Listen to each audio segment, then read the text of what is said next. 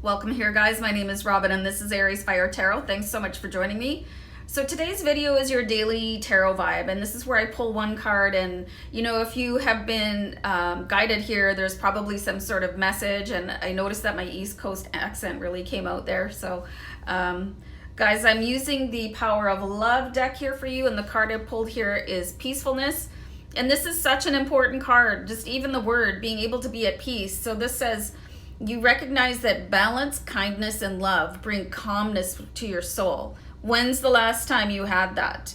It is a sad irony of life that humans can only appreciate the quality of a peaceful existence by experiencing moments of comparative turmoil and conflict. Just as you most value health after an illness, so do you feel most grateful for peace once you've encountered strife. But discord is something that you can learn to avoid.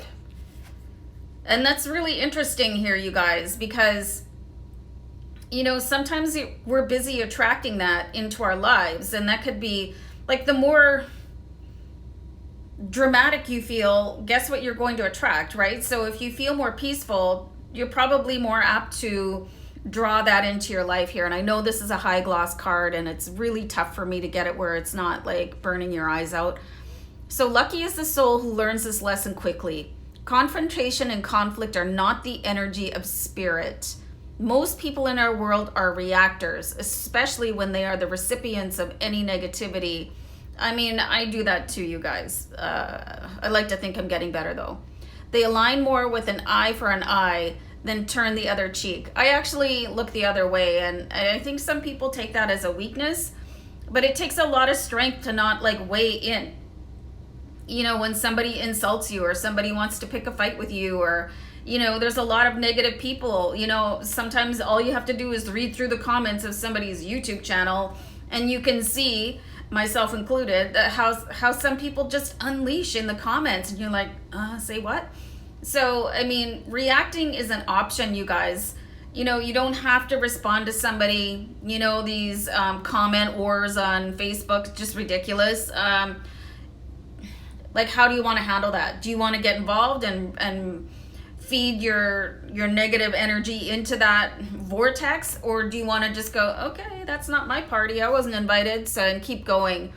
Unfortunately, they don't realize that this is the worst possible response that they could mount. The eye for an eye.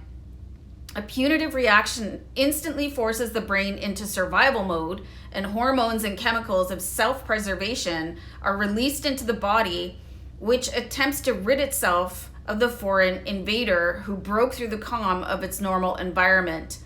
This intensity takes a toll on the mind and body, and eventually bringing about a state of disease.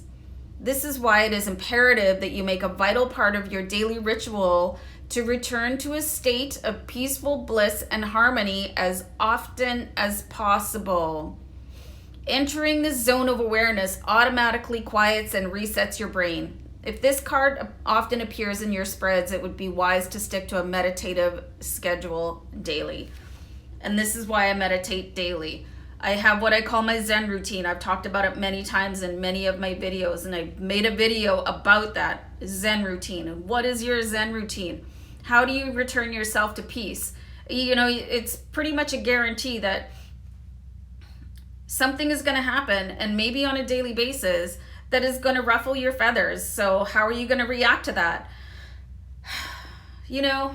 With peacefulness, you want to look the other way. It's entirely your decision, but pay attention to your body. What happens to, when you get really ignited by a situation? How does that feel? Like your heart's racing, your stomach feels sick, and then you have to kind of it can sometimes take hours, and for some people days, to return to a normal balance. So really, guys, it's really so valuable to bring your peaceful, loving self, and nobody's perfect, and myself included here, guys. I have cases where I just want to freak out, but I try my best, and I turn the other cheek as often as possible.